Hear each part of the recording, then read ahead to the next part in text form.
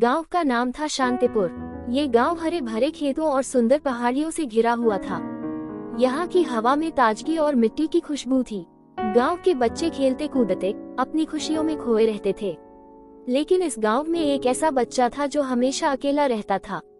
उसका नाम था राघव। राघव एक साधारण लड़का था, लेकिन उसके मन में एक गहरी उदासी छिपी हुई थी। उसके पास दोस्त नहीं थे, क्योंकि वह बहुत शर्मीला और अंतर्मुखी था। उसकी माँ हमेशा उसे समझाती थी कि दोस्ती जीवन की सबसे बड़ी खुशी है, लेकिन राघव को किसी पर विश्वास करने में डर लगता था। एक दिन गांव में एक नया परिवार आया। परिवार में एक लड़की थी जिसका नाम था सिया। वह बहुत चंचल और मिलनसार थी।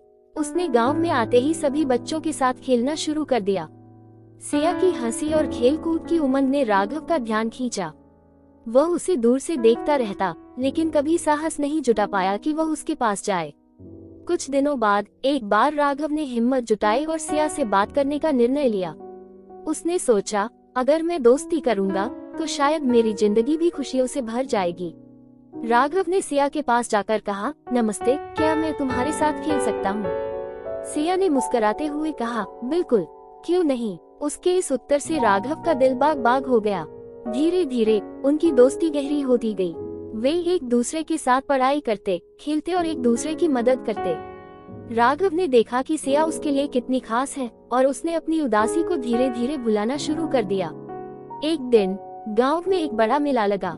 सभी बच्चे और परिवार उस मेले का आनंद लेने के लिए एक्साइटेड थे। राघव और सिया ने भी मेले जाने का निश्चय किया। मेले में झूले, मिठाइयाँ और खेल थे। दोनों ने मिलकर झूले झूलने, गुब्बारे खरीदने और खेलों में भाग लेने का आनंद लिया। तभी अचानक एक घटना हुई। मेले में एक बड़ा झूला गिर गया और लोगों में अफरा तफरी मच गई। राघव ने देखा कि सिया वहां फंसी हुई है और मदद के लिए चिल्ला रही है। राघव ने बिना सोचे समझे उसकी ओर दौड़ लगाया। उसने अपनी सारी ताकत लगाकर झूले के एक हिस्से को उठाने की कोशिश की। उसके चेहरे पर चिंता और साहस दोनों थे। सिया ने राघव की आंखों में देखा और उसे विश्वास था कि वह उसे बचा लेगा।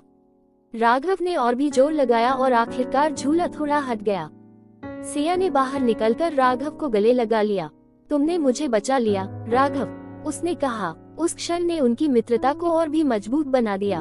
उस दिन के बाद राघव ने महसूस किया कि दोस्ती में न केवल खुशी होती है, बल्कि एक दूसरे की मदद करने का भी आनंद होता है।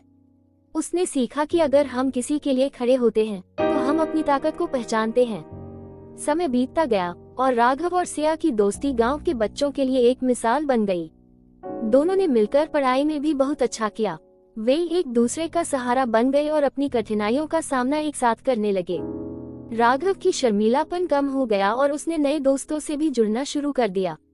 गांव के सभी बच्चे उनकी दोस्ती की तारीफ करते थे। राघव ने अपनी मम्मी से कहा, माँ, अब मुझे दोस्ती की असली खुशी समझ में आई। सिया ने मुझे बहुत कुछ सिखाया है।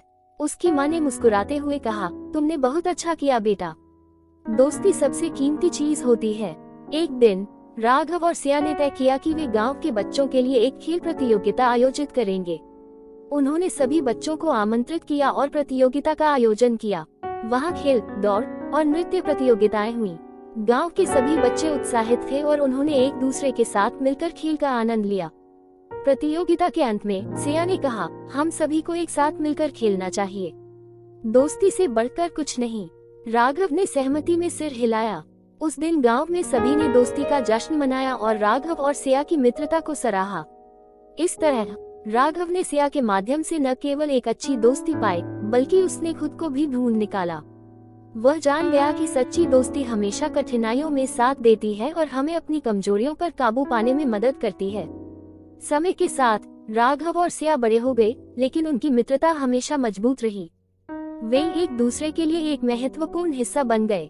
राघव ने अपने गांव को भी बदलने का संकल्प लिया और उसने ये सीखा कि अगर हम एक दूसरे की मदद करें तो हम किसी भी मुश्किल का सामना कर सकते हैं। इस तरह राघव की कहानी एक प्रेरणा बन गई, जो ये सिखाती है कि सच्ची दोस्ती जीवन का सबसे अनमोल खजाना है।